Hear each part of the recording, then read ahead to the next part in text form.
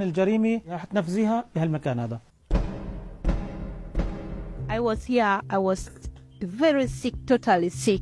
She told me, Vicky, don't touch this thing and don't pick anything in Barat because you've already poisoned. I don't know what I'm going to tell you people. I'm sorry.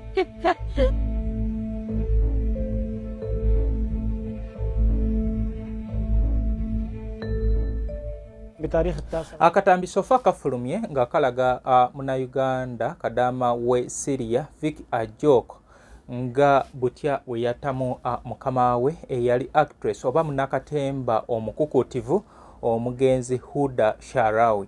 Huda Sharawa yali aweza emyaka 87 we yafiira nga 29 Januari.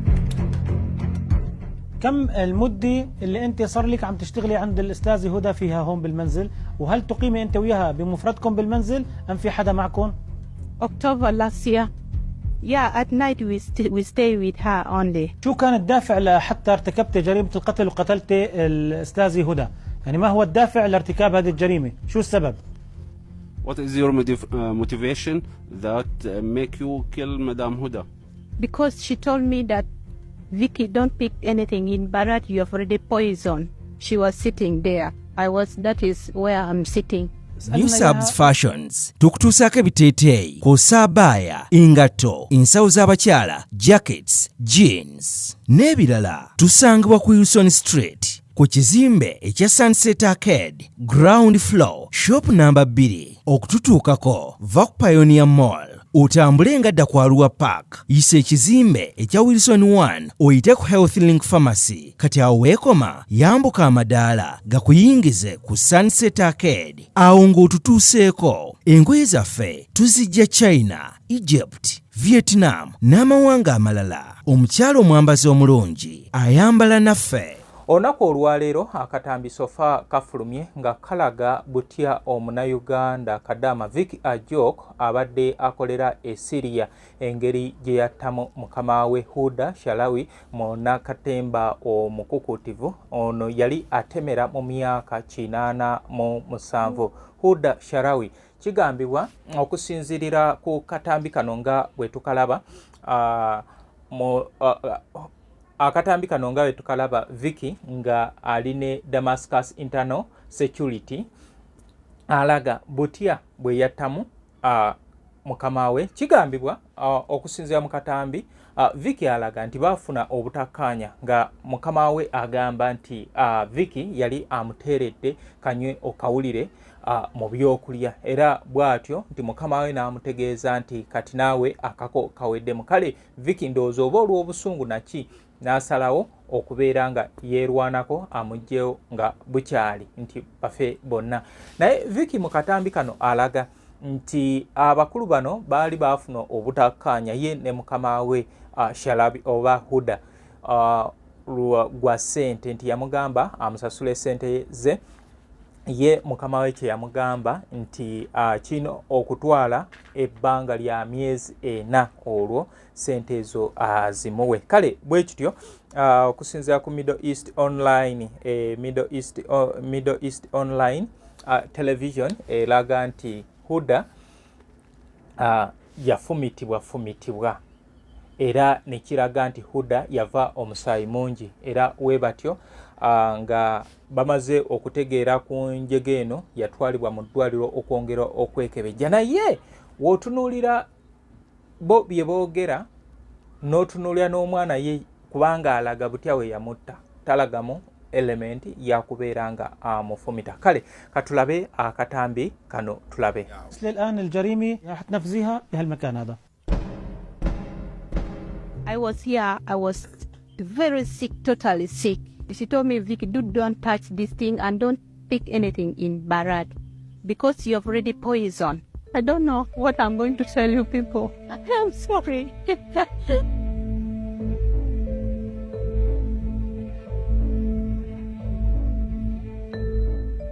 بتاريخ 29 من الشهر الفائت حدثت جريمة قتل في مدينة دمشق. على الفور تم الإعاز لهيئة الكشف الطبي والقضائي، وتبين أن المغدورة هدى الشعراوي تم قتلها في منزلها بواسطة أداة صلبي بضربها على رأسها عدة I think that we are going to die together because you have already poisoned me. And I told her that you take me back to the office. You don't want to take me back. What is going on? My heart is telling me to go back. So by the time he told me, I said, okay, you poisoned me. I'm crying that I'm suffered malaria. Kumbe, not malaria. You have already poisoned me. Today we are going to finish. So at around 3 at night, I went and picked this thing to the kitchen. And I came, I did this thing. After that, I went and swallowed medicine. I picked marame, I pour fuel. I want to kill myself here. I waited for die. Murphy died. I went behind there. I jumped. I want to kill myself, Murphy. And there's a road. There's a door, small door I passed. I just followed this road, going far to look for where I can kill myself. So I went up there where there's war. I want to hide myself there, waiting for my to death. So there's a lady who stopped me that you look stranded. Can I help you? I said, you help me. I'm sick. I'm looking for government hospital. She said, let me call you the boy. The boy knows English. The boy came and started asking me that what is wrong. I said, my madam chased me away. She gave me this thing. I tried to lie him. So she told me that I'm going to take you to the hospital, but I'll call police. Immediately, she refused to take me to the hospital. He called police. Then police come and catch me from the other side. في حدا دفعك أو حرضك على ارتكاب هذه الجريمة؟ No. I'm telling the truth. I don't want to lie. Okay. If I die when I'm telling you the truth that I'm the one who killed her because she told me that I'm already poisoned. And we have started a misunderstanding on November because I asked her that I need my money to send in Uganda. She has refused. She told me that you wait for 4 months, then after 4 months I'll give you the money if you're working well. So misunderstandings start like that. She start mistreating me, not giving me food. And I have also stick, it is there in her mom. She used to beat me. And I told the daughter of Mama Huda that your mother cannot give me the food. She used to pack me food 3 days, 2 days. رح تمثلي الآن الجريمة رح تنفذيها بهالمكان هذا.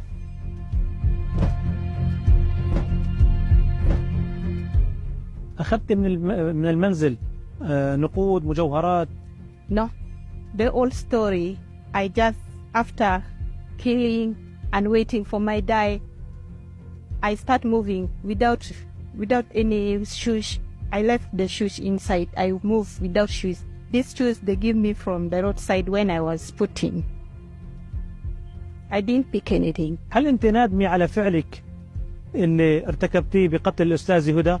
I know I did, but apologize to all of Syria to forgive me because what I did not even need.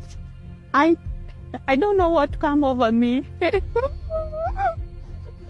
Okay, kale bantu bange oyo ye Munayuganda ye Munayuganda Vicky Ajok ng'alaga Damascus Internal Security butya enjega we yagwawo okutuuka nga okubeera nga ajja mukama we Huda Sharawa mu bulamu bw'ensi. Nayijjukira nti ebuwalabu nkola bo balwanira wamu kasita kiba kigudde kumugwira gwe omugwira munaye teri awolereza. Oba oli awo tuyinza okugamba nti kiyinza okubanga kirala kubanga waliwo sources endala eziraga nti Huda Sharawa yafuna obutakkaanya n'abafamire ye era nga kiteeberezebwa nti abafamire bennyini be baamwejjirawo era ne bakiteeka ku ono mwana muwala nti ye okubeera nga asurvivinga alina okubeera nga yeesaadaaka agambe nti nze eyatta. Kale webityo n'ebirala bingi tugenda kubanga tuba tusangako amawulire ag'ekikola kino current affairs wadde tuli bakadongo kamu naye ensi twetaaga okubeera nga tutegeera ebitambula mu nsi era ne baganda baffe bwe baali bayimba ennyimba zino ez'enjawulo bakozesa enkola eno ey'okubeera nga basomesa abantu ebyo ebitambula mu nsi. Kati ffe ab'obudde buno ate bye tuwulira baali batubuulira current affairs. Kale bangi bagamba nti muzungu okola otya, naye nga twetaaga ensi okubeera nga tutambulira awamu. Kikaya College and Vocational School we bali nnyo okutuweereza. Twalayo omwana bamubangule. Badde ne boarding arts ne sciences ne vocational weeri. Twinex International bali wali Bulaga ku lw'Emityana egenda otwaleyo omwana owa primary. New Subs Fashions basangibwa ku Sunset Arcade, genda weefunire ku byambalo eby'abakyala. B is a hotel and bar bali wali Ensaggo, osobola ogenda owummulemu. Babaddeyo olunaku lw'eggulo ku Valentine musobola okubanga munjulira mu nteekateeka eno. Kale bantu bange mwebyo ebiri ku Kadaama era nsaba nti buli ali eyo nga oyina muganda omukwano gwo oba omuntu yenna ali ebuwalabu musabire kubanga bo bali si byangu obulamu bwe bayitamu tebulinga buno obwaffe obwa wano. Nze Muzungu David Kadongo Kamo music analyst ku kamera nkoze ne kafe. Omuzadde kankwanjulire Kikaya College School Bulenga lya kisulo n'abaveebweru ly'abawala n'abalenzi ligatta amadini gonna liviira ddala ku siniya esooka paka ku y'omukaaga lisomesa arts ne sciences. Omwana bamubangulira ddala tebakoma kusoma busomi kyokka, bamutendeka emirimu gy'omu mutwe omuli okwokya welding, okusiba amazzi, okusiba enviiri, okukosa okufumba oba kiyite catering and hotel management, okuzimba, okutunga oba kiyite fashion and design, okukanika emmotoka, okukosa amasannyalaze, ku bitone by'abayizi b'ekansa omuli okuyimba, okusamba omupiira wamu n'okubaka, endya y'abaana nnungi, layibulale ya mulembe. Ow'ekisulo osasula emitwalo 69. Okwo nno kwe kuli okulya, okusula, okusoma n'endabirira endala yonna. Lisangibwa Bulenga ku Mityana Road, kilomita 7 zokka okuva e Kampala. Kuba ku 0772 442 799. B is a hotel and bar. Tusangibwa Nsaggo ku lw'Ennakawuka. Ku lw'empeereza ennungi tukola essaawa 24. Tulina ebifo ebisulwamu nga biyonjo, ebiddaabirizibwa buli kadde, eby'emizannyo